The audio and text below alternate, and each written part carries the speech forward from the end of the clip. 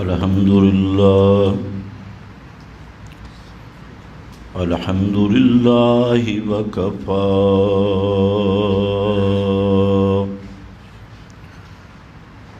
والصلاة والسلام على سيد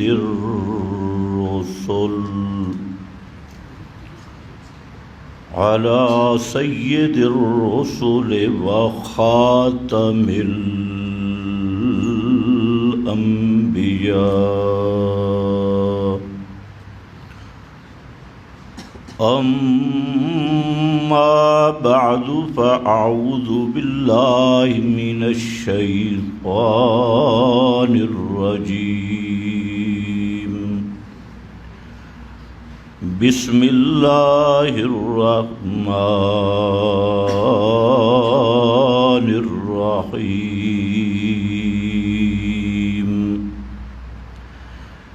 الله نور السماوات والأرض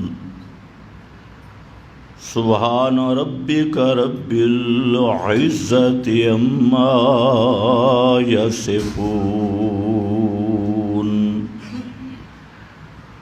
وسلام على المرسلين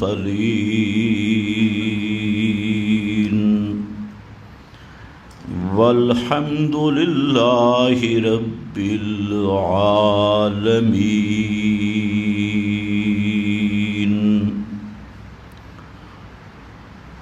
قابل قدر بزرگوں اور بھائیوں، سورۃ النور کا ایک اہم مضمون مختصر طور پہ آپ حضرات کے سامنے پیش کیا گیا، جس میں اسلامی تہذیب کا خلاصہ اور اس کا حدود اربع بیان کیا گیا۔ دوسرا مضمون سورۃ النور کا وہ مضمون ہے خالص اللہ تعالیٰ کی توحید کا۔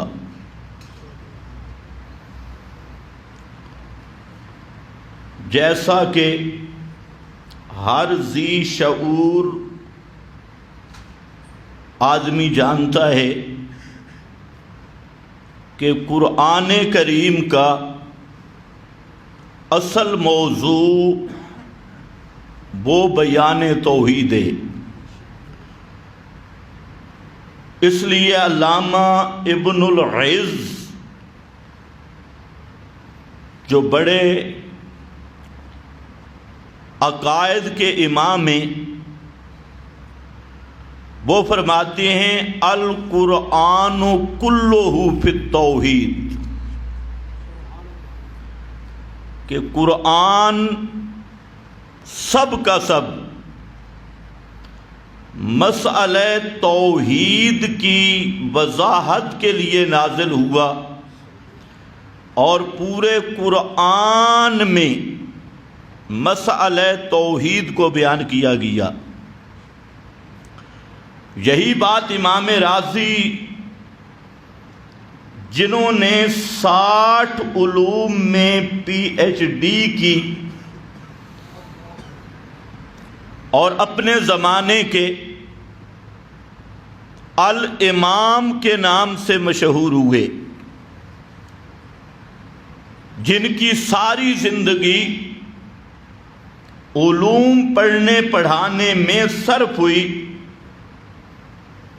تو انہوں نے اپنا قرآن مقدس کا گہری نظر سے مطالعہ بھی کیا اور 30 اجزاء میں تفسیر بھی لکھی۔ وہ فرماتے ہیں لا مقصود من ھذا الکتاب الشریف الا الحرف الواحد، کہ اس کتاب مقدس کا ہدف مشن موضوع وہ ایک ہی ہدف ہے، اور وہ ہے اللہ کی توحید۔ اور خود قرآن کریم میں بارہا اس چیز کی وضاحت کی گئی کہ قرآن پاک کے نزول سے مقصد مسئلہ توحید کو واضح کرنا ہے، اول سے لے کے آخر تک۔ شروع ہوتا ہے قرآن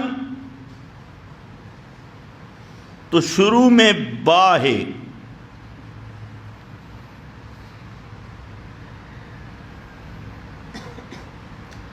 اور ختم ہوتا ہے قرآن تو آخر میں سین ہے۔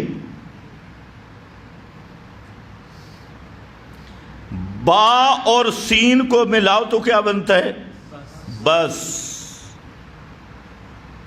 بس، ختم۔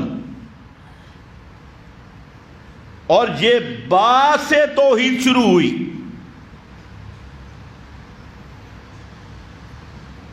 اور سین پہ جا کے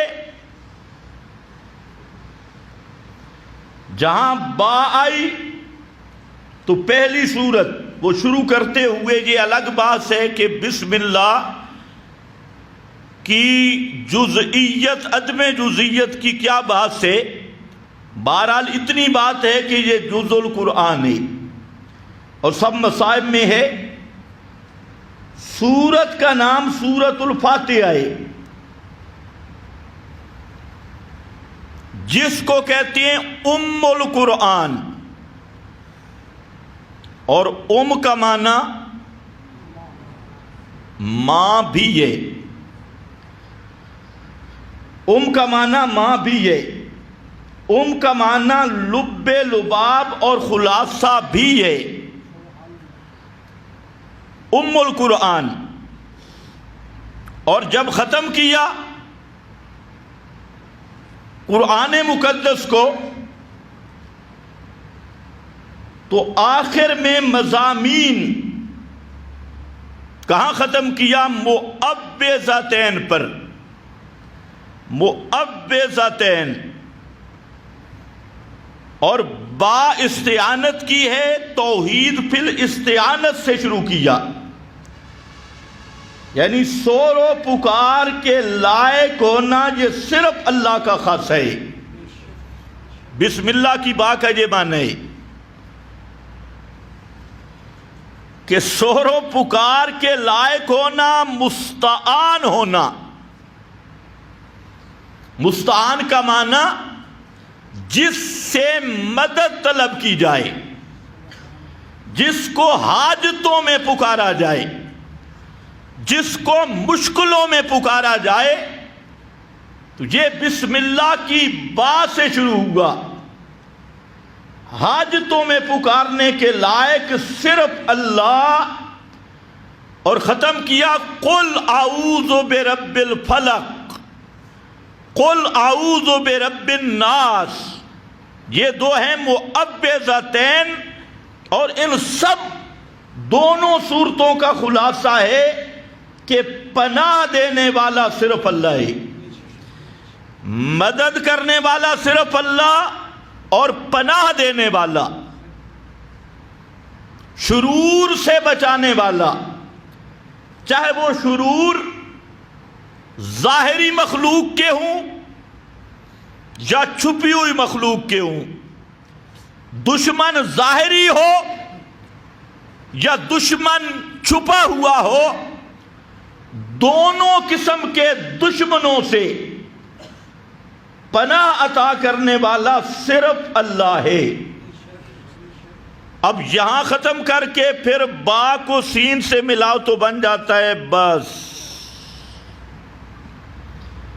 تو مسئلہ یہی کہ توحید کی معراج، حاجتیں پوری کرنے والا اللہ، مشکلیں حل کرنے والا اللہ، کھوٹی قسمتیں کھری کرنے والا اللہ، ڈوبے ہوئے بیڑے ترانے والا اللہ. اس لیے اپنی ہر حاجت، ہر مشکل میں سور و پکار کرنی ہے صرف اللہ کی. یہ بسم اللہ کی بائے. اور قرآن کی ابتدائے آگے سورہ فاتحہ میں بھی یہی ہے، ایاک نعبد و ایاک نستعین، وہی مضمون ہے. پھر اسی کو سب مضمون کو، پورے قرآن کو ایک سورت میں جمع کیا ہے آخر میں، اور وہ معوذتین سے پہلے کھڑی ہے، قل هو اللہ احد اللہ الصمد لم یلد ولم یولد ولم یکن لہ کفوا احد. اس کا نام ہے سورہ اخلاص. گویا اس سورت میں پورے قرآن کو لایا. اب جب اس مسئلے کو بیان کرو گے تو دشمن بہت ہوں گے، بڑے بڑے دشمن ہوں گے، مولوی دشمن، پیر دشمن، عوام الناس دشمن. جب اللہ کی توحید کو خالص بیان کرو گے تو دشمنوں کا ڈھیر ہوگا، بڑے دشمن ہوں گے. اس لیے فرمایا اب تم اللہ کی پناہ میں آ جاؤ. قل اعوذ برب الفلق، ان دشمنوں سے پناہ دینے والا صرف اللہ ہے اور کوئی بھی نہیں. تو بہرحال قرآن مقدس کا اصل مضمون وہ مسئلہ توحید ہے. اسی توحید کے تحفظ کے لیے، موحدین کی اصلاح کے لیے، تاکہ مسئلہ میں ڈھیلے نہ پڑے، اللہ تعالیٰ نے احکام ذکر کیے اور دیگر مسائل ذکر کیے. تو اصل مضمون یہی ہے. اور یہ بھی یاد رکھ لو، اسلام کی خصوصیت بڑے بڑے مذاہب دنیا میں، یہودیت، عیسائیت، ہندو مت، آپ کے پڑوس میں بدھ مت، زرتشتی مذہب، مجوسی مذہب، دنیا میں بڑے بڑے مذاہب ہیں. لیکن جس آدمی نے بھی انصاف سے مطالعہ کیا مذاہب کا، ادیان کا، تحقیق کی، تو وہ اس نتیجے پہ پہنچا کہ اسلام کے چند وہ خصائص ہیں جو دنیا کے کسی مذہب میں نہیں، اور ان میں پہلی خصوصیت ہے خالص اللہ کی توحید کا مسئلہ. کسی مذہب میں یہ نہیں. توحید کا تصور ہے دوسرے مذاہب میں، لیکن کھری توحید کہیں نہیں ملے گی. آج کی بائبل اٹھائیں جو عیسائیوں کی بنیادی کتاب ہے، بائبل کے کئی نسخے میرے پاس موجود ہیں. تورات اور دیگر کتابیں جو مولویوں کے ہاتھ میں رہی، تو اس میں خالص توحید کے دعوے کے باوجود شرک موجود ہے. سکھ مذہب وہ اپنے آپ کو سمجھتے ہیں کہ ہم موحد ہیں، اس لیے وہ ہندوؤں سے جدا ہوئے. ہندوؤں کو وہ مشرک سمجھتے ہیں اور خود موحد. لیکن سکھ مذہب میں بھی خالص شرک موجود ہے. یہودیت، مجوسیت، دنیا کے ہر مذہب میں شرک ہے. لیکن اسلام کی خصوصیت یہ ہے جس نے شرک کی جڑیں کاٹ کے رکھ دی ہے. اور یہ واحد دنیا کے نقشے پہ ایک کتاب ہے قرآن مقدس جو خالص اور کھری توحید پر مبنی ہے۔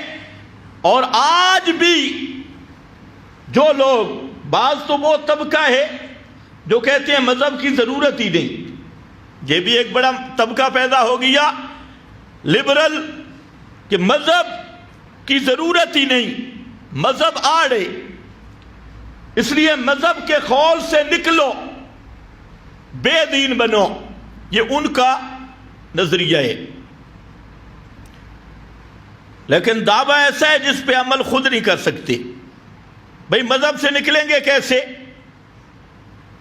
ان سارے لبرل طبقہ سے میرا سوال ہے، تم کہتے ہو مذہب کی ضرورت نہیں، اور وہ لبرل امریکہ میں نہیں ہیں، برطانیہ میں نہیں، یہ آپ کے پڑوس اسلام آباد میں بیٹھی، آپ کی اسمبلیوں میں بیٹھی، آپ کی عدالتوں میں بیٹھی، آپ کی وردیوں میں بیٹھی، آپ کی جیب سے زبردستی پیسہ نکالنے والے اور آپ کے پیسوں پہ پلنے والا یہ طبقہ یہاں موجود ہے۔ یہ مت سوچنا کہ برطانیہ میں لبرل ہیں اور یہاں نہیں ہیں، امریکہ میں ہیں یہاں نہیں ہیں، رشیا میں ہیں یہاں نہیں ہے۔ سب سے بڑے لا دین اور لا مذہب یہاں آپ کے ملک میں موجود ہے، اور ایک سپیشل تحریک ہے کہ مذہب کے خانے کو درمیان سے نکالو۔ میں کہتا ہوں ذرا نکال کے دیکھو، یہ مذہب ہے جو کہتا ہے ماں کے ساتھ نکاح کرنا حرام ہے۔ یہ کس کی تعلیم ہے؟ کس کی تعلیم ہے؟ حرمت علیکم امہاتکم، یہ مذہب کی تعلیم ہے کہ ماں کے ساتھ نکاح کرنا حرام ہے۔ اب پوری لبرل دنیا کو میرا چیلنج ہے، ذرا مذہب کو نکالو اور اپنی ماں کے ساتھ نکاح کر کے دکھاؤ، پھر ہم تمہیں مانے نا کہ واقعی تمہاری یہ کوشش مخلصانہ ہے کہ قوم کو مذہب کے اس خول سے نکالنا چاہتی ہیں۔ تو یہ مذہب کی بنیاد ہے کہ ماں کے ساتھ نکاح کرنا حرام ہے، یہ مذہب کی تعلیم ہے خالہ پھوپھی کے ساتھ، بہن کے ساتھ، بھانجی کے ساتھ، بھتیجی کے ساتھ نکاح کرنا حرام ہے، یہ مذہب ہے۔ اب ذرا نکل کے دیکھو، اور اگر مذہب کو نکالنا ہے، یہ مذہب ہے کہ مرد مرد کے ساتھ اپنی خواہش نہیں پوری کر سکتا، تو تم ذرا اپنے والد کی یہ خدمت کر کے دیکھو۔ مذہب نے یہ احترام کر کے بتایا ہے نا کہ والدین کا احترام کرنا ہے، اور یہ کام اپنے والدین کے ساتھ کر کے دیکھو، ہم دیکھیں کہ واقعی تم سچی ہو اپنے اس میں کہ ہم مذہبی لوگ نہیں ہیں جی، ہم تو لبرل لوگ ہیں، نیوٹرل لوگ ہیں، روشن خیال ہیں۔ یہ ایسا بکواس ہے کہ دنیا میں کوئی باشعور اس بکواس کو سننے کے لیے تیار نہیں۔ مذہب کی ضرورت فطرتی ہے، اور بغیر مذہب کے ایک گدھے اور انسان میں کوئی فرق نہیں، ایک خنزیر اور انسان میں کوئی فرق نہیں۔ یہ فرق کرنے والی چیز مذہب اور دین ہے۔ کہتے ہیں جی دین اور مذہب میں تو جھگڑے ہیں، تو میں نے کہا اسی لیے اللہ نے عقل دیا، اسی لیے حجتوں کو پورا کیا کہ حق دین کو معلوم کرو، سچے دین کو معلوم کرو، سچے مذہب کو معلوم کرو، اور اس پہ اللہ نے شواہد رکھ دیے۔ تو بہرحال دوسرا جو مذہبی طبقہ کہلواتا ہے، اس میں جتنے ادیان باطلہ اور ادیان کفریہ ہیں، وہ سب کے سب اللہ کی توحید خالص کی نعمت سے محروم ہیں۔ یہ اسلام کا ترہ امتیاز ہے کہ جس نے خالص اللہ کی توحید کا مسئلہ بیان کیا ہے، کہیں نہیں ملے گا۔ اب یہاں سورت نور کا انداز دیکھنا ہے. علماء کے یہاں مشہور ہے جو آیت میں نے پڑھی ہے، کہتے ہیں یہ مشکلات القرآن میں سے بڑی مشکل آیت ہے. میں نے کہا تم نے کبھی غور نہیں کیا، بڑی آسان آیت ہے. کچھ علماء کہتے ہیں عوام میں بیان ہی نہیں کرنی چاہیے. اب ذرا دیکھنا ہے بیان کیسے ہوتا ہے اور آیت کا معنی کیسے سامنے آتا ہے. دعویٰ اللہ نے یہ رکھا، اللہ نور السماوات والارض، اللہ نور السماوات. یہ نور مصدر ہے جس کا معنی ہوتا ہے روشنی، چانن، روشنی اور چانن. اور یہ کبھی فاعل کے معنی میں ہے، کبھی مفعول کے معنی میں. جہاں فاعل کا معنی اللہ نور السماوات، اللہ منور السماوات. اللہ وہ ہے جو آسمان و زمین اور پوری کائنات کو روشن کرنے والا ہے. مشکل بات ہے. یہ صرف اللہ ہے کہ جس کے دم سے اس کائنات میں چاننا ہے، اس کائنات میں روشنی ہے، اس کائنات کا نظام اپنے نظم پہ چل رہا ہے، اس پہ متصرف، اس میں مدبر اللہ. یہ صرف اللہ ہے. کوئی زندہ، کوئی مردہ، کوئی پیغمبر، کوئی ولی، کوئی فرشتہ، اس کی یہ شان نہیں کہ اس کائنات کو روشن کر سکے یا اس کائنات کی روشنی کو برقرار رکھ سکے، اس کائنات میں تصرف کر سکے. ذاتی طور پہ، عطائی طور پہ، تفویضی طور پہ اللہ نے کسی کو بھی یہ اختیارات عطا نہیں کیے. یہ اختیار صرف اپنے پاس رکھے. اللہ نور السماوات والارض. سب مفسرین نے معنی کیا اللہ مدبر السماوات، اللہ ہی اس سارے کائنات کو اپنی نظم پہ چلانے والا ہے. سورج کو اپنے نظم پہ چلایا، لاکھوں سال گزر گئے، وہ اپنے نظم پہ. چاند کو اپنے نظم پہ چلایا، وہ اپنے محور میں. ستاروں کو اپنے محور میں چلایا، وہ اپنے روٹ پر. اور آسمان کو اپنے محور پہ کھڑا کیا، وہ اپنی بلندی پر. زمین کو اپنی قدرت سے بچھایا، وہ اپنے اس پستی پر. اور اس کائنات میں جو کچھ ہو رہا ہے، کوئی پیدا ہو رہا ہے تب بھی اسی کا نور ہے، کوئی مر رہا ہے تب بھی اسی کا تصرف ہے، کوئی جی رہا ہے تب بھی اسی کا تصرف ہے، کوئی سمندروں میں ڈوب رہا ہے تب بھی اسی کا تصرف ہے، کوئی تیر رہا ہے تب بھی اسی کا تصرف ہے.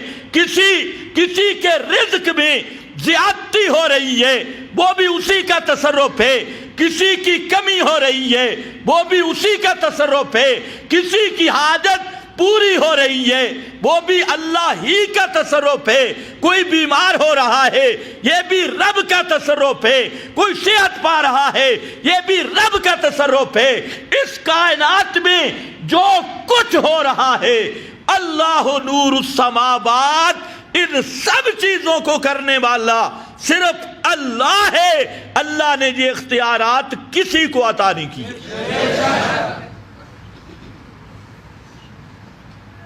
سبحان اللہ. لفظ نور بولا، اس میں بھی نکتہ تھا. فرمایا اللہ نور، اللہ کا یہ تصرف چھپا ہوا نہیں، اللہ کے یہ اختیارات مخفی نہیں، چھپے ہوئے نہیں. اگر کچھ عقل استعمال کرو اور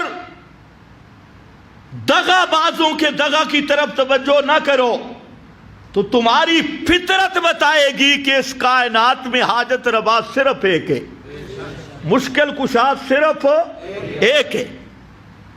اور یہ بات کوئی مخفی نہیں، اس لیے لفظ نور کا انتخاب کیا۔ یہ بالکل جاننے والا مسئلہ ہے۔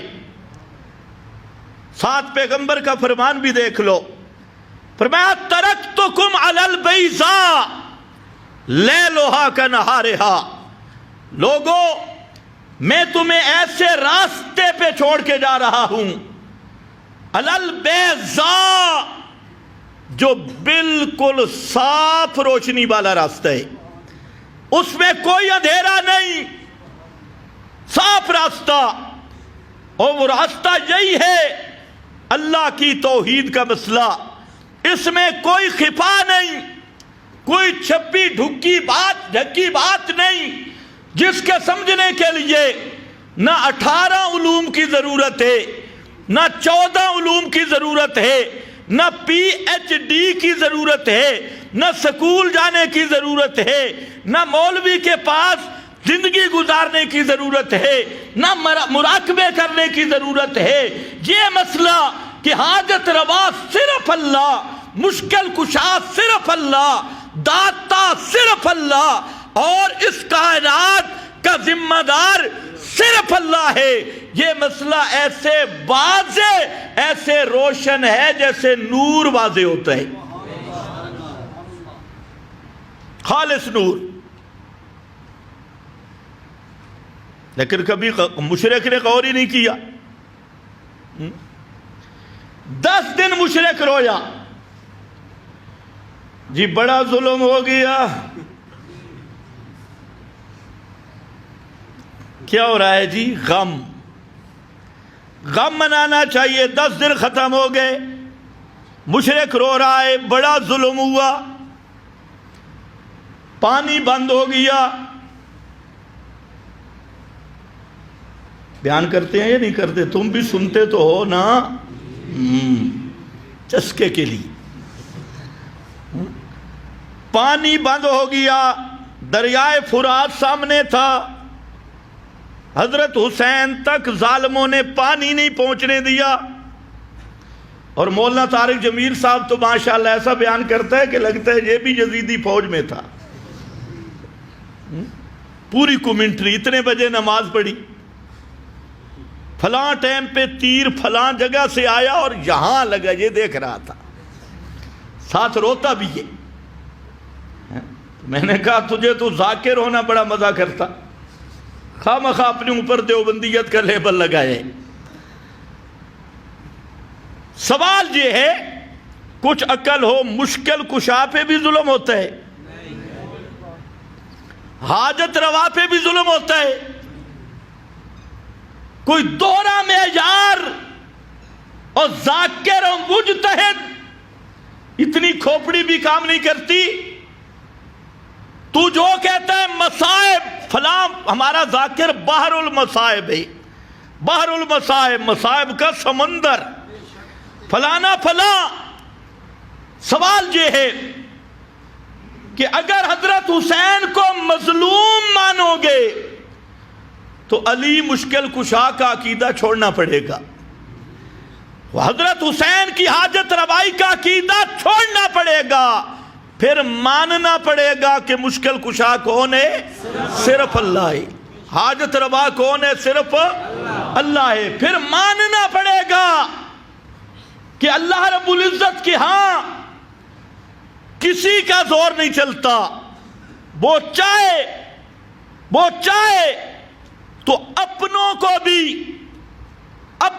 بھی بے یار و مددگاری کی صورت میں شہادت کا جام پلا دے، ان کے درجات بلند کرنے کے لیے، ان کی عظمتیں بلند کرنے کے لیے۔ اور یہ تم کیا کہتے ہو؟ فلانا ہمارا امام معجزے والا امام، اور یہ معجزہ نبی کا ہوتا ہے، امام کا نہیں ہوتا۔ معجزہ پیغمبر کے، آج میڈیا والے بھی یہ فلاں معجزہ ہو گیا، فلاں معجزہ ہو گیا، اور معجزہ صرف پیغمبر کے وجود پہ ظاہر ہوتا ہے، کرامت اولیاء اللہ کے وجود پہ ظاہر ہوتی ہے، لیکن اس کا نام معجزہ نہیں۔ خیر، کہتے ہیں فلانا امام اولاد دے گا، اور امام چھوڑو، یہاں تو 10 محرم والا گھوڑا اولاد دیتا ہے، واہب الاولاد ہے۔ گھوڑے کو ہاتھ لگاؤ، گھوڑا مشکل کشا، دل مشکل کشا، تازیہ تبوت یہ مشکل کشا، اور تازیہ تبوت جس کے نام کا اس کی مظلومیت پہ رو رہا ہے۔ بھئی مظلوم وہی ہوتا ہے جو محتاج ہو، جو حاجت روا اور مشکل کشا نہ ہو۔ اب یہ بات عقل میں نہیں آتی۔ ادھر کہتے ہیں ہم علی مشکل کشا، حاجت روا، اور ادھر کہتے ہیں خلافت چھن گئی، واہ واہ، خلافت چھن گئی، باغ چھن گیا، خلافت نہیں دی اور ڈر کر تقیہ اختیار کر لیا۔ تو میں نے کہا پھر جن سے ڈرا ان کو مشکل کشا مانو۔ اگر ماننا ہی ہے غیر اللہ کو تو بقول تمہارے جن سے ڈر کے نہ خلافت کا نام لیا، نہ باغ کا نام لیا، نہ کسی چیز کا نام لیا، اور بقول تمہارے اگلوں نے رسیاں ڈالی، گلیوں میں گھسیٹا بیعت کرانے کے لیے۔ ادھر تو تم بیان کرتے ہو جب خیبر میں مولا علی کی تلوار چلی تو 7 زمینیں چیر گئی، نیچے آ کر جبریل نے روکی، لیکن وہ تو اس سے بھی آگے جانے والی تھی۔ اور بے ایمانوں، کوئی مذہب بھی ہوتا ہے، ایک طرف خدائی کے دعوے، مشکل کشائی کے دعوے، اور دوسری طرف جی خلافت چھن گئی، کر بھی کچھ نہیں سکے۔ معاذ اللہ، قرآن بدل گیا، کر بھی کچھ نہیں سکے، دین ختم ہو گیا، کر بھی کچھ نہیں سکے۔ پتہ نہیں تمہیں سمجھ بھی آئی، ہماری قوم بھی بڑی سادہ ہے، یہ اشارے کے نہیں سمجھتی۔ پھر جو آدمی مر گیا اس کو کہتا ہے یہ مشکل کشائے، حاجت روائے، اور جو مر گیا موت جیسی بیماری سے اپنے آپ کو نہیں بچا سکا، وہ تیرے لیے شفا کی پڑی کہاں سے دے گا؟ جس کے اپنے بچے یتیم گلیوں میں سو گئے اور اپنے بچوں کے سر پہ ہاتھ نہیں رکھ سکا، وہ تجھے روزی کیسے دے گا؟ وہ تیرا داتا کیسے بن گیا؟ جس پہ موت جیسی کمزوری آ گئی، اور ایسی کمزوری جس کو سب دیکھتے ہو کہ موت آنے کے بعد اپنی آنکھ کو حرکت نہیں دے سکتا، اپنا منہ بند نہیں کر سکتا۔ شریعت کہتی ہے اس کی آنکھ بند کر دو، اس کا منہ بند کر دو۔ یہ سب مذاہب والے کرتے ہیں کہ نہیں کرتے؟ اور جتنے فرقے ہیں مسلمانوں کے، کسی کا مردہ خود اپنا منہ بند کرتا ہے؟ منہ تم بند کر رہے ہو، آنکھیں بند کر رہے ہو، وہ بیچارہ روح نکل جائے تو اپنی آنکھیں نہیں بند کر سکتا۔ غسل تم دے رہے ہو یا خود کرتا ہے؟ پانی رکھ دو بھئی، ہاں بھئی بابا ذرا غسل تو کر کے دکھا، اور وہ تو استنجا کر بھی نہیں کر سکتا۔ میت تو اپنا استنجا بھی نہیں کر سکتا، وہ بھی تم کر رہے ہو۔ غسل تم دے رہے ہو، کفن تم دے رہے ہو، یہ اس کا نام ہے موت۔ الموت عجز خالص، یہ ہے خالص کمزوری۔ جنازہ کھڑا ہے، مولوی صاحب بھی ہیں، پگڑی بھی ہے، عوام بھی ہے، اب وہ سامنے پڑا ہوا ہے، ذرا دیکھ لیا کرو، اپنے جنازے کی دعا میں بھی شریک نہیں ہو سکتا، جب کچھ نہ کچھ کرتا ہے۔ جی سارے بولو یار ٹائم بڑا کم ہے، میں نے آیت سمجھانی ہے، اللہ نور السماوات۔ میں نے کہا توحید واضح ہے، بالکل واضح ہے، ویسے کوئی جہنم جانا چاہتا ہے تو راستے کھلے ہیں، ورنہ مسئلہ توحید بالکل چانن والا مسئلہ ہے، اللہ نور السماوات۔ اپنے جنازے کی دعا میں شریک نہیں ہو سکتا، اور تو جب دفن ہو گیا نا، یہ باہر پڑھائے تو کہتے ہیں بابا میری تیرے آگے تھے، تیری اللہ کے آگے، دور لعنتی۔ اتنا بھی تجھے سمجھ نہیں آئے، پھر دفن نہیں ہو سکتا۔ کبھی کسی نے کہا ہو بھئی تم ٹھہر جاؤ میں خود قبر میں جاتا ہوں، نہیں، اپنے اچھاڑ جو مولوی کو دیتے ہو وہ نہیں اتار سکتا زید کپڑے۔ دفن تم نے کیا، دفن کرنے کے بعد جب مٹی برابر ہو گئی، اب مولوی کہتے ہیں زندہ ہو گیا، اب سنتا بھی ہے، دیکھتا بھی ہے، سفارشیں کرتا بھی ہے۔ ایمان سے بتاؤ اس سے بڑی بد فہمی کوئی ہو سکتی ہے؟ یہ پہلے کیوں نہیں کہا؟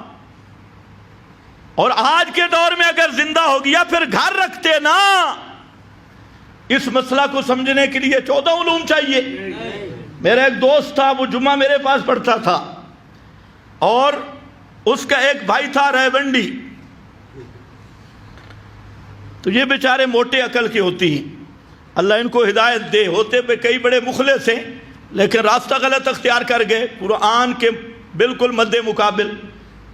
اس کا آپس میں جھگڑا ہو گیا، اس ریونڈی کے ساتھ اس بھائی کا، وہ ماسٹر تھا اس کا۔ وہ ریونڈی کہتے ہیں مردے زندہ ہیں، دیکھتے ہیں، سفارشیں کرتی ہیں۔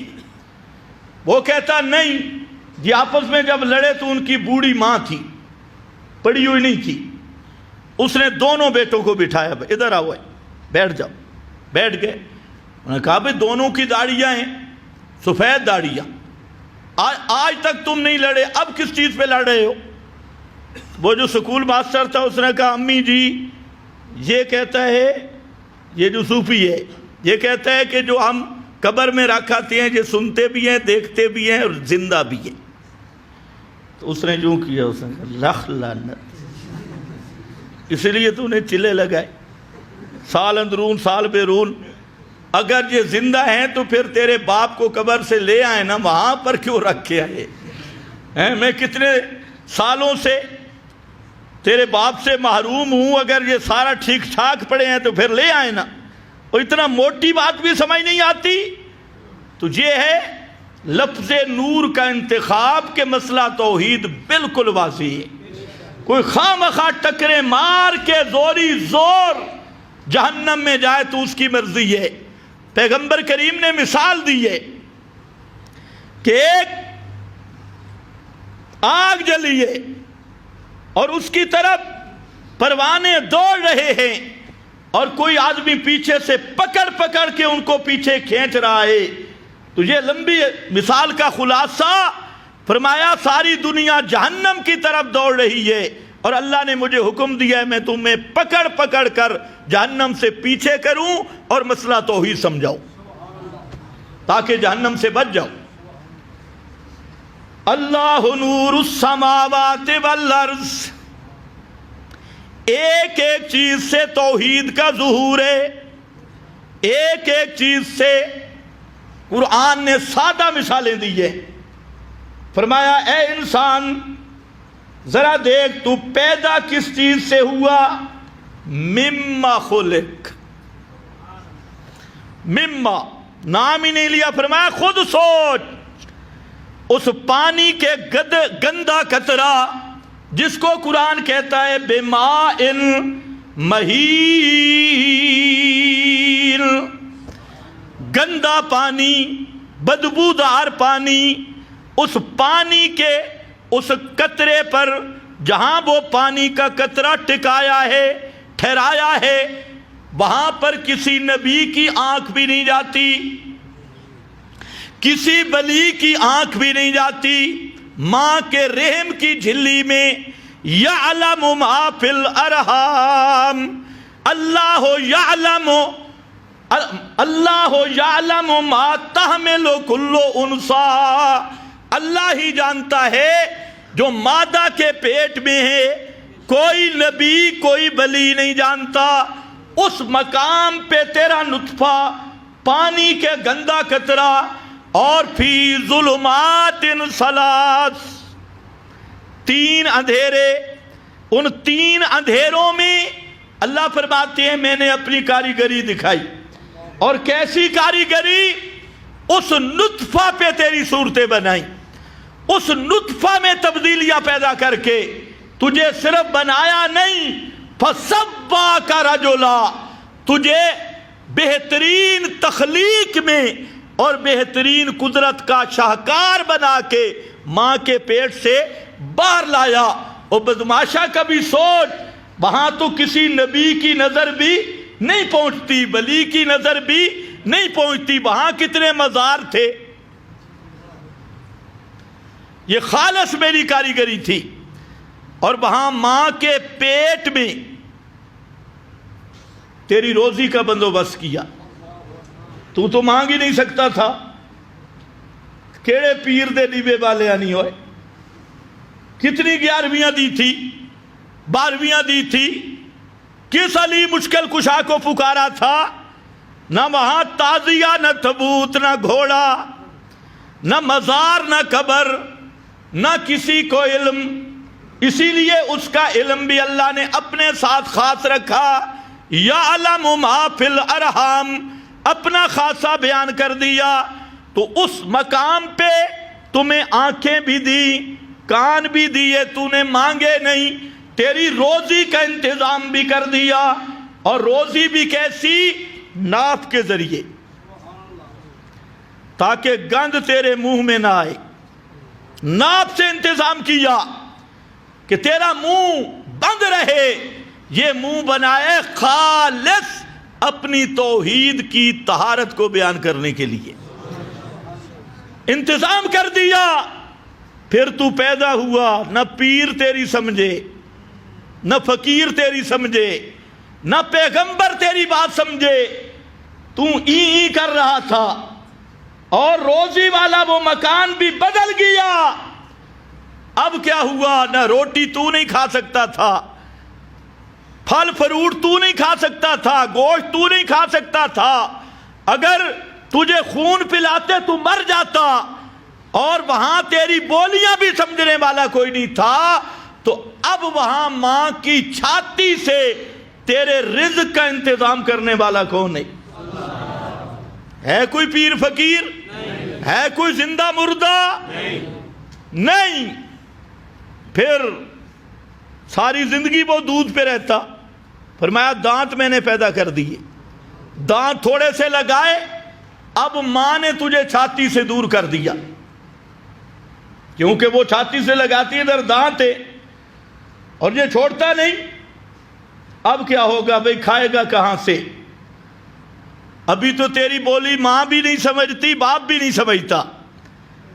وہاں پر اللہ نے پہلے ایک راستہ بند کیا ناف کا، 2 نہریں دے دی، ماں کی چھاتی سے جاری کی، اور یہ 2 نہریں لے کر 8 قسم کے رزق کے دروازے کھول دیے، 8 قسم کے۔ تو فرمایا ابھی بھی تجھے سمجھ نہیں آئی؟ ما غرک بربک الکریم، او بدماشا کس نے تجھے دھوکہ دیا ہے کہ اللہ تیری براہ راست نہیں سنتا؟ تو تعزیہ تبوت اور قبروں پہ جائے گا تب اللہ تیری سنے گا۔ کس چیز نے تجھے دھوکہ دیا؟ یہ سارے کام کرنے والا میں اپنے وجود کو دیکھ تو اللہ کی توحید کا نور واضح، اپنی خوراک کو دیکھ، تو دانہ کہاں رکھ کے آیا تھا؟ گھر سے دانے اٹھائے، زمین پہ پھینکے، اوپر ہل چلا کے آ گیا۔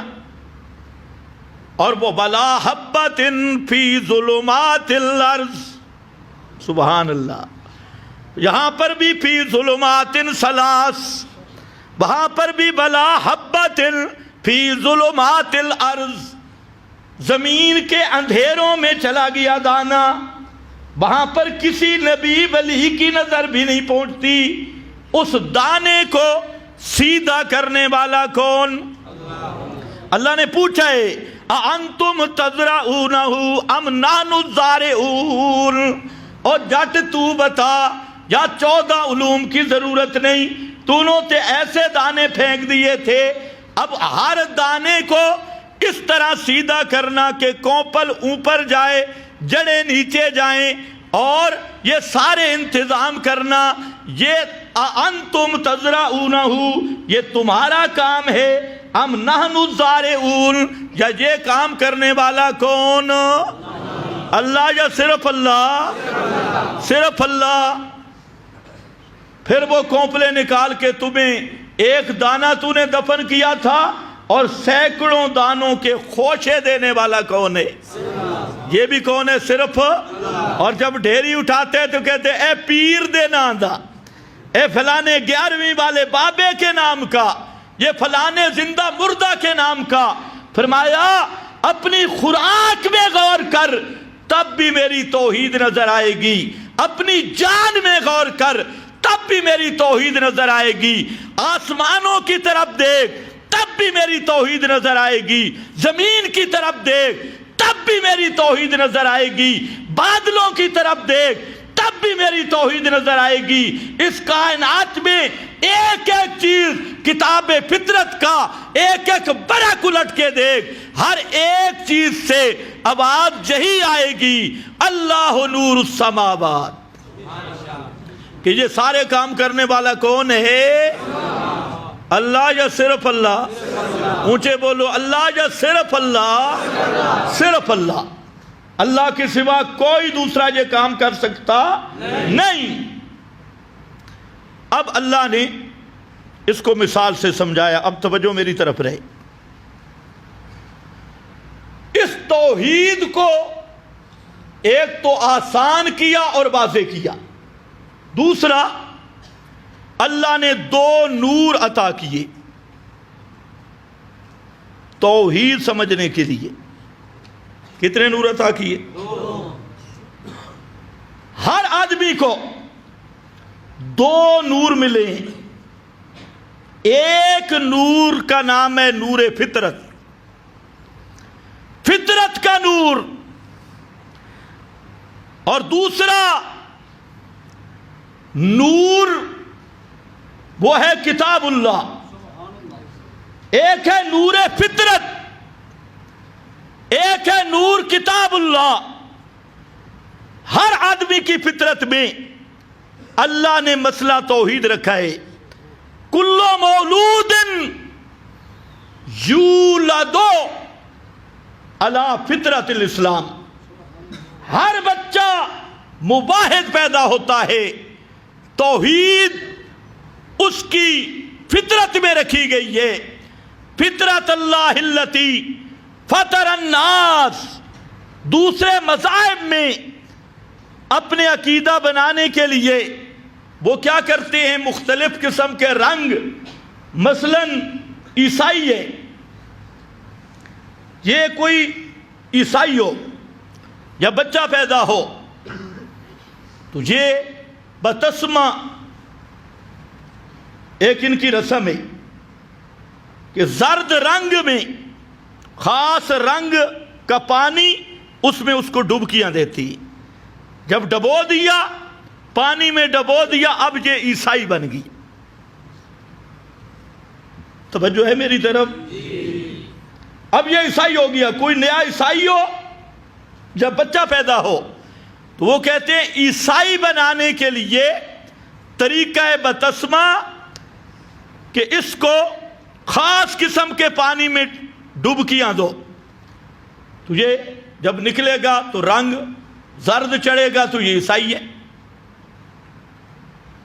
اسی طرح یہودیوں کی رسم ہے، ہندوؤں کی رسم ہے، لیکن اسلام میں کیا ہے؟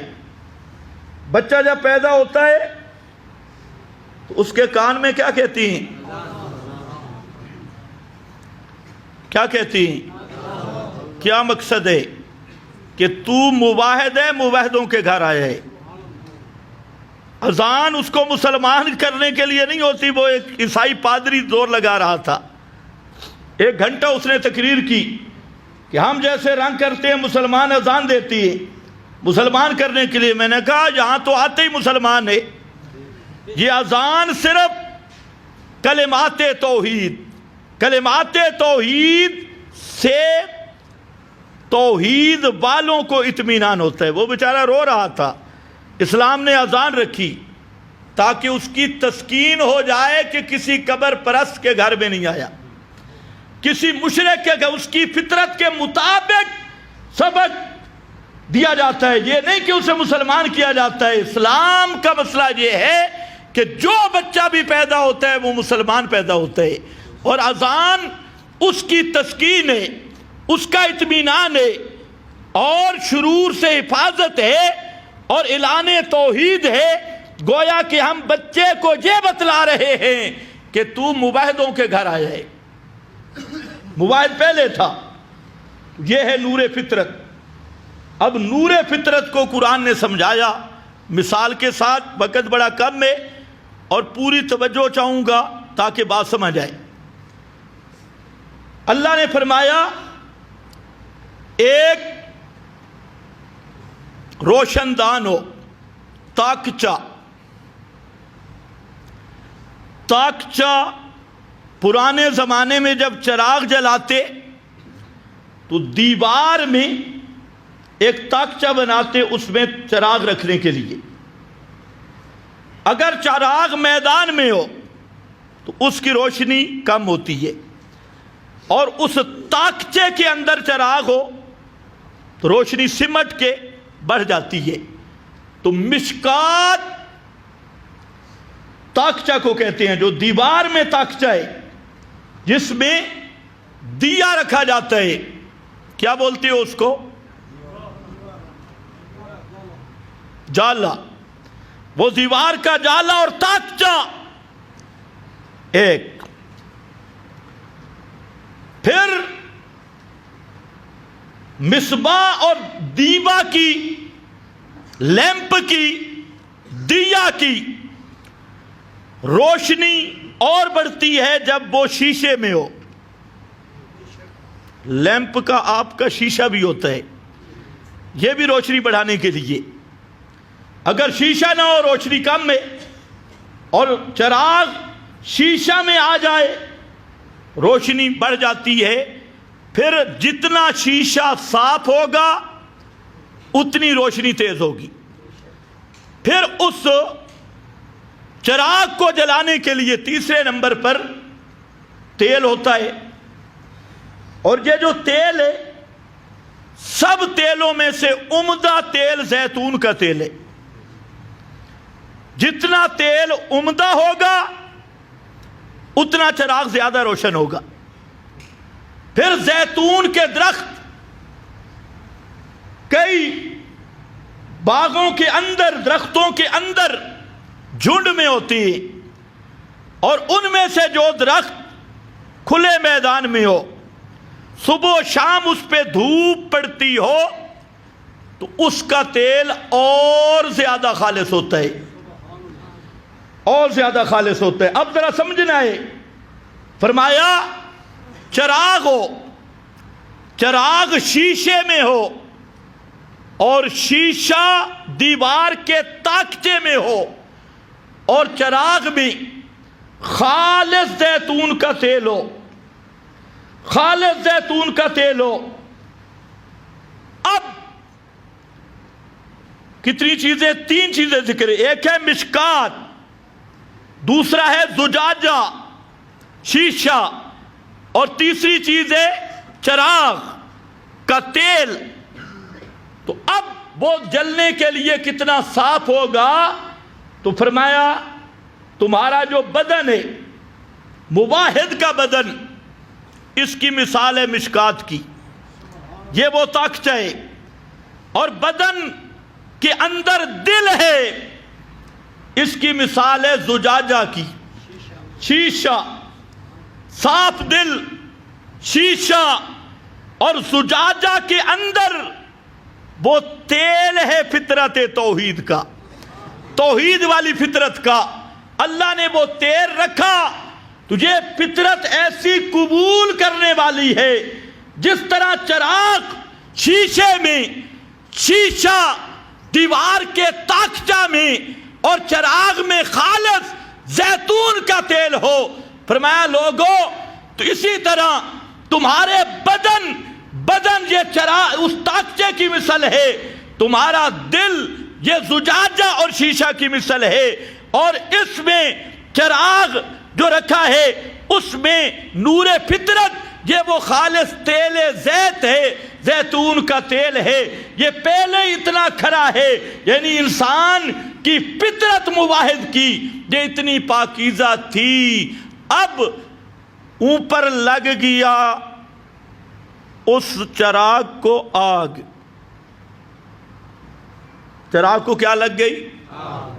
آگ لگ گئی. تو چراغ کی روشنی کتنی تیز ہوگی؟ فرمایا اسی طرح تمہاری فطرت صاف تھی، اوپر سے ہم نے نور بھیجا قرآن والا. دل میں بھی نور تھا اور اوپر سے بھی نور آیا، تو یہ نورن علی نور بن گیا. یہ دو نور دے دیے.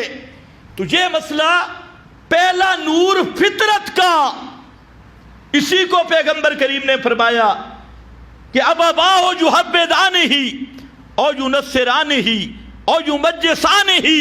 اللہ نے ہر انسان کو فطرت پہ پیدا کیا، توحید پر. آگے اس کا ماحول اسے گڑبڑ کرتا ہے. محلے کا مولوی بے ایمان ہو،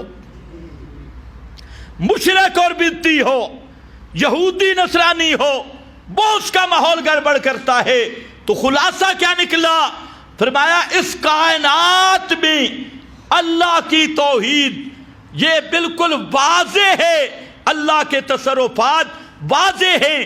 اور اس توحید کی مثال دی ہے کہ وہ سمجھ آنا ایسے آسان ہے جس طرح طاقچے میں وہ شیشہ ہے، شیشہ میں چراغ ہے، چراغ کے اندر زیتون کا تیل ہے، تو وہ بغیر آگ لگنے کے بھی جلنے کے لیے تیار ہوتا ہے.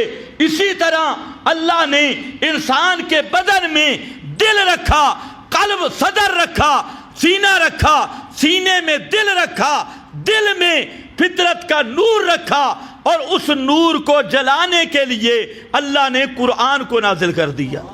اور اسے فطرت کی آواز کے لیے قرآن آیا جس نے اسی مسئلہ توحید کو واضح کر دیا. اور فرمایا یہ واضح ہوتا رہے گا.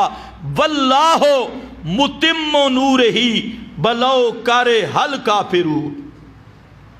اللہ اپنے اس نور کو پورا کر کے رہے گا، اتمام ہوگا، اتمام حجت ہوگی پوری کائنات کے سامنے. ولو کرہ الکافرون، اگرچہ جتنا مکروہ سمجھے کافر. ابھی چند دن پہلے آپ نے دیکھا کہ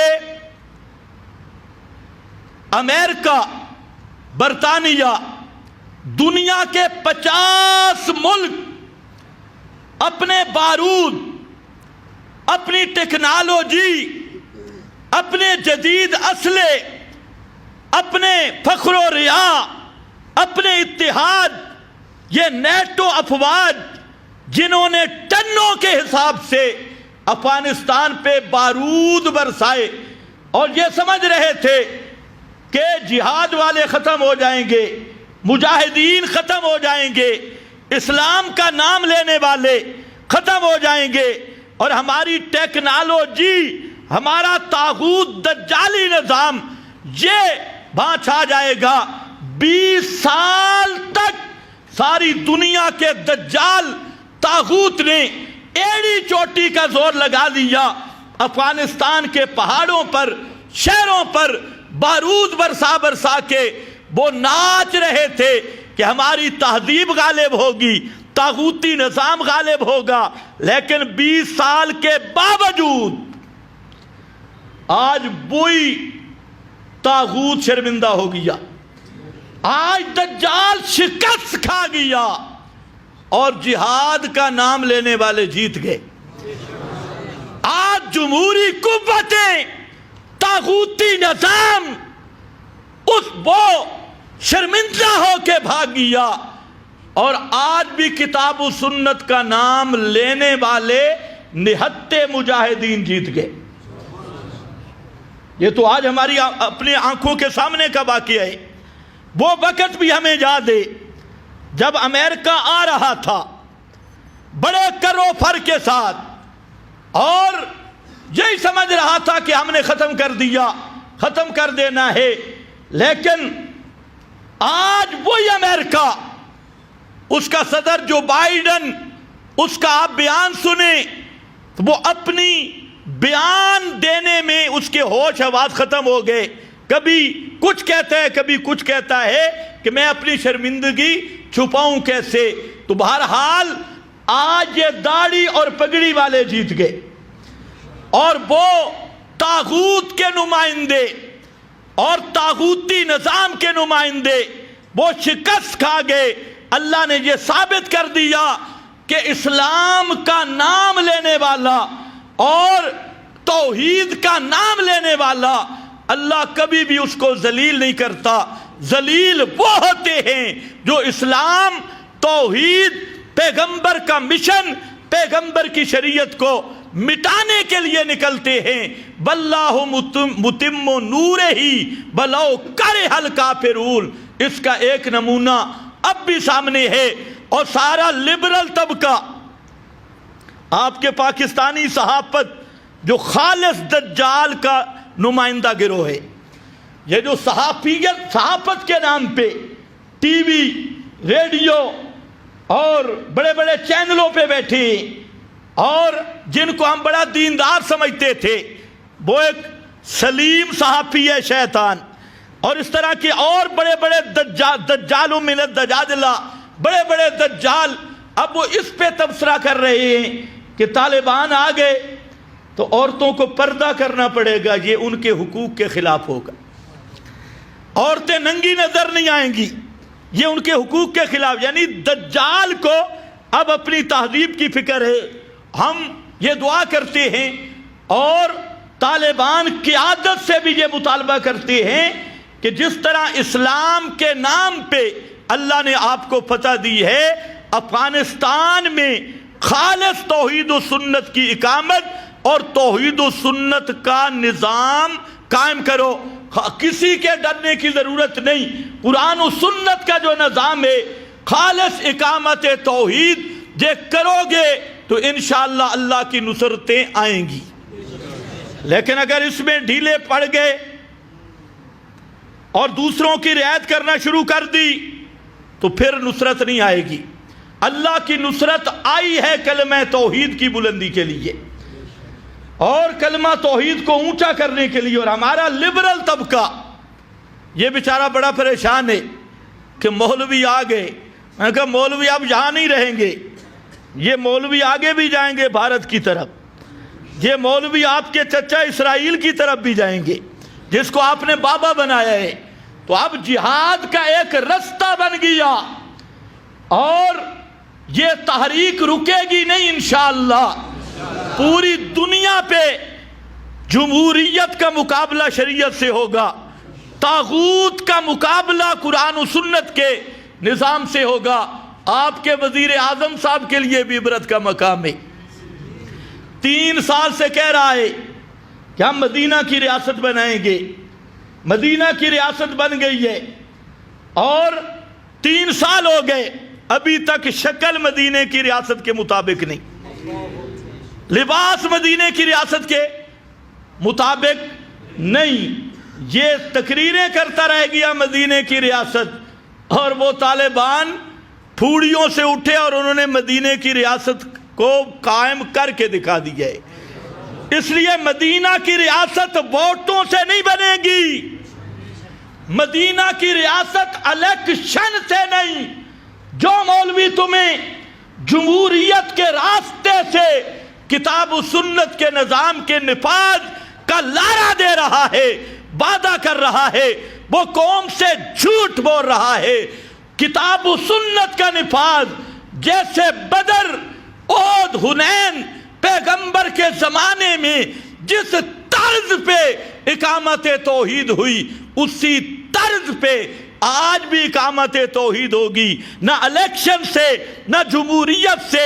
الیکشن سے تنخواہیں ملیں گی، پیسے ملیں گے، مولوی کا پیٹ بڑھتا رہے گا اور لوگوں کو دھوکہ دیتا رہے گا، یا خان صاحب دھوکہ دیتے رہیں گے. اسلامی نظام اور اقامت التوحید اس کا ذریعہ جہاد تھا، جہاد ہے اور جہاد ہی رہے گا. کہتے تھے مولوی کی دوڑ مسجد تک، اب تھوڑی مسجد سے اوپر نہیں ہو گئی. ملا کی دوڑ مسجد تک، مولوی بن کے دکھائے تو تھوڑا، ہاں مشرکین اور مبتدئین کو بھی بڑی تکلیف ہے، ان کو بھی خطرہ ہے کہیں خالص اسلام کا نفاذ نہ ہو جائے، کہیں اگر خالص اسلام کا نفاذ ہوا کوئی بدعتی بھی نہیں بچے گا، کوئی مشرک بھی نہیں بچے گا۔ تو اس لیے ہم طالبان قیادت کو بار بار مبارک پیش کرتے ہیں اور ان کو سلام پیش کرتے ہیں جنہوں نے جہاد کے ذریعے طاغوت کو الٹا کر دیا، جنہوں نے جہاد کے ذریعے دجال کے پیروکاروں کو الٹا کر دیا ہے۔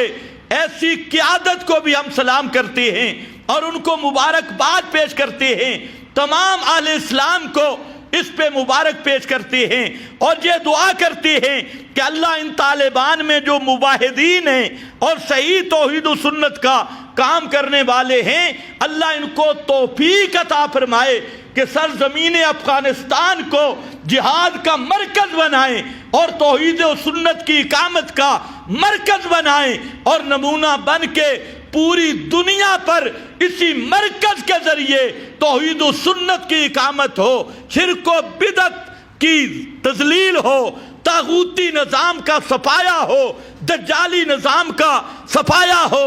اور جس طرح یہ ڈر رہے ہیں، اللہ ان لبرل طبقے کو اس ڈر اور خدشے کو پورا کر دے اور ان کی ذلت کا سامان انہی دینداروں کے ہاتھوں اللہ کر دے۔ کہاں گئے وہ ڈرنے والی وردی والا؟ امریکہ نے ایک فون کیا تھا، یہ سلوٹ مار کے کہتا تھا وہ دجال من الدجاجلہ، اور طاغوت اعظم پاکستان کا پرویز مشرف جو خالص طاغوت کا ٹاؤٹ، وہ وردی والا بے غیرت اور خالص طاغوتی نظام کا سرکردہ شیطان، یہ بھی اللہ کی حکمت ہے، ابھی وہ بستر پہ ایڑیاں رگڑ رہا ہے، اللہ نے اسے موت نہیں دی تاکہ اس کو اپنا کام کا نتیجہ دکھا دے۔ کل جن طالبان کو وہ پکڑ کر امریکہ کے حوالے کر رہا تھا اور طاغوتیوں کے حوالے کر کے ڈالر وصول کر رہا تھا، آج وہ تخت پہ ہیں اور وہ دجال پرویز مشرف وہ تختے پہ پڑا ہو کے عبرت کا نشان بن چکا ہے۔ اس سے بڑی ذلت کوئی نہیں ہو سکتی کہ کل تک تو نے کیا کیا، اور یہی اللہ کی حکمت ہے کہ اس دجال کو اللہ نے موت نہیں دی جب تک طالبان کا یہ نتیجہ نہیں دکھا دیا کہ تو شیطان نے کیا کیا تھا اور اللہ کی مدد نے کیا کیا ہے، اللہ کی نصرت نے کیا کیا ہے۔ تو ان دجالوں اور فرعونوں کے لیے یہ بہت بڑی عبرت ہے، اور یہ یاد رکھو اسلام کی 14 صدیوں کی تاریخ گواہ ہے کہ تنخواہوں والی فوج نے کبھی کوئی علاقہ فتح نہیں کیا، تنخواہوں والے وردیوں والے کچھ نہیں کرتے، جمہوری نظام والے کچھ نہیں کرتے۔ کشمیر پر اتنے سال 70 سے زیادہ سال ہو گئے مذاکرات ہو رہی ہیں، اقوام متحدہ میں فلانی مذاکرات ہو رہے ہیں، یہ مذاکرات کبھی ختم نہیں ہوں گے۔ فلسطین پہ مذاکرات چل رہے ہیں۔ اصل اگر مدینے کی ریاست کو دیکھنا ہے، مدنی ریاست کی شروعات میں بدر ہے، اور مدنی ریاست کی ابتدا بدر سے ہے، اور بدر الیکشن کا نام ہے، انتخاب کا نام ہے، جمہوریت کا نام ہے۔ بدر والے دن اگر ووٹ ہو جاتے تو ابو جہل وزیر اعظم بن جاتا، ادھر تو 313 تھے اور مقابل میں کتنے تھے بھائی؟ وہاں پر ابو جہل کہتا جی الیکشن کروا لو، مذاکرات کروا لو۔ یہ الیکشن، مذاکرات، انتخابات کا مشورہ ہوتا تو کون وزیر اعظم بنتا؟ جمہوریت تو اس کے ساتھ تھی، طاقت اس کے ساتھ تھی، فوج اس کے ساتھ تھی۔ پیغمبر کریم نے جب اپنے ان کو بھی دیکھا ان کو بھی دیکھا تو آپ کے آنسو جاری ہو گئے۔ ان کو دیکھا مشرکوں کو، اور ان کو بھی دیکھا جن کے پاس تلواریں بھی نہیں ہیں، جن کے پاس گھوڑے بھی نہیں، جن کے پاس ساز و سامان بھی نہیں۔ تو پیغمبر کریم نے دوسری طرف رخ پھیر کر اپنے دونوں ہاتھ آسمان کی طرف بلند کر دی